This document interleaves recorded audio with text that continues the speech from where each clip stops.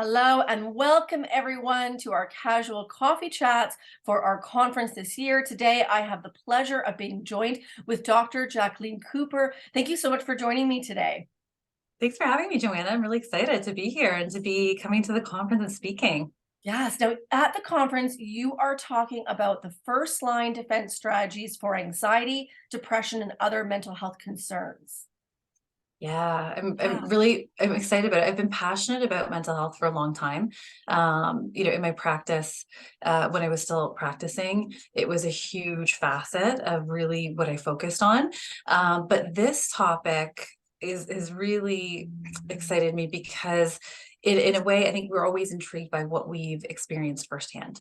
Mhm. And so when I listened to one of our keynote speakers from Atrium, when he's a key opinion leader, Dr. Greenblatt, who is an integrative psychiatrist and brilliant in this space. And I listened to him speak about the common denominator in so many cases with mental health of protein deficiency.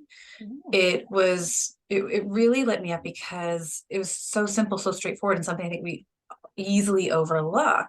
And it can be that there's not enough protein in the diet and the cofactors and some of the nutrients, but it can also be that when stress plays a role, we could have someone who's eating perfectly, has tons of protein, tons of like the nutrients that they need, for neurotransmitter production and balance, but they're not able to harvest those from the diet. And from my personal first experience was, I think I was joking with you, you were talking about my new haircut, and I was laughing because this time last year I was the queen of comb overs. I had lost probably about 60-70% of my hair on my head.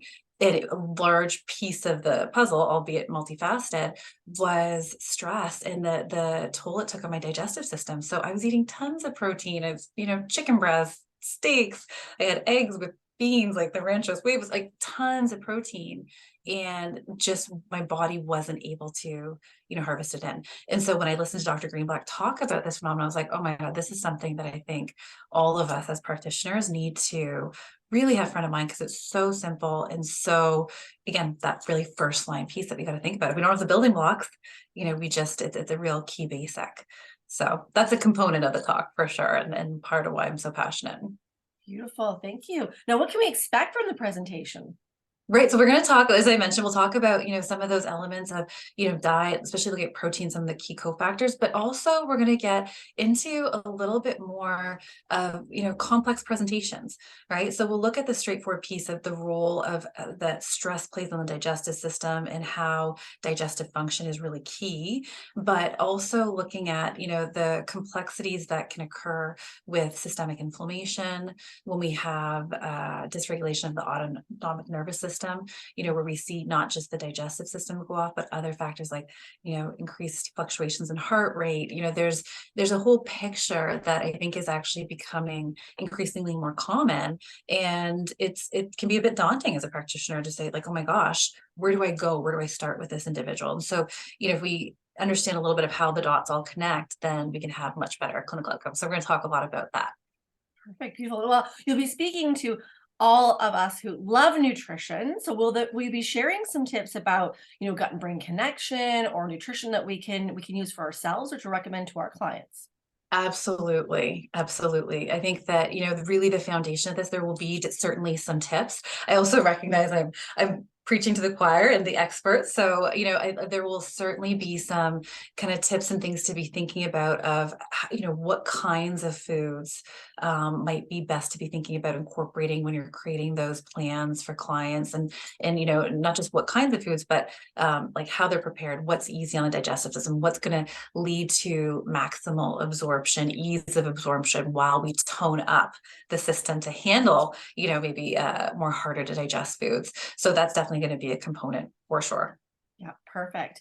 Well, I'm excited about this topic. It's such a big topic, and we've been hearing from all of our alumni. I know that mental health was a topic we wanted to do at a conference, so we're getting, people are so excited about it. So we need to have the conversation. So I'm really excited. Yeah, I think, you know what, I think mental health is always been it's such a core component of our well-being. And, you know, through the past couple of years, like we've just unfortunately we've seen, you know, the number of individuals that are affected really skyrocket. So it's always been an important conversation, but I think, you know, really timely now more than ever. Absolutely. Now, before we let you go, we'd love to ask all of our speakers, tell us maybe one fun fact about yourself, or if you have a hidden talent you'd like to share. Well, hidden talent. I don't know about the hidden talents. I think I used to be able to claim that I did a really impressive headstand, but I have been neglecting my yoga practice. So I don't know if I can really claim that as a hidden talent currently. But a fun fact that maybe not many people would know. I often in my bios, I talk about being a self-professed proud nerd. I'm always very fascinated about the human body, but I'm also really love to kind of geek out on tech stuff as well, and the applications of technology for health, and you know how, you know, we can kind of leverage this explosion in one field to fuel that. So that's you can definitely catch me on a weekend and some of my downtime reading, you know, kind of random blogs and things like that. So I'm a multifaceted nerd. I don't know if that counts there, but It absolutely does. Yeah. yeah. Thank you for sharing. We'll look forward to seeing you at the conference May 6th, our 15th annual conference, all on mental health this year. So thank you for joining us today, and we look forward to seeing you on the 6th. I'm so excited, Joanna. Can't wait to see you and can't wait to see everybody at the conference. Perfect. Good. Bye for now. We'll see you later. Bye.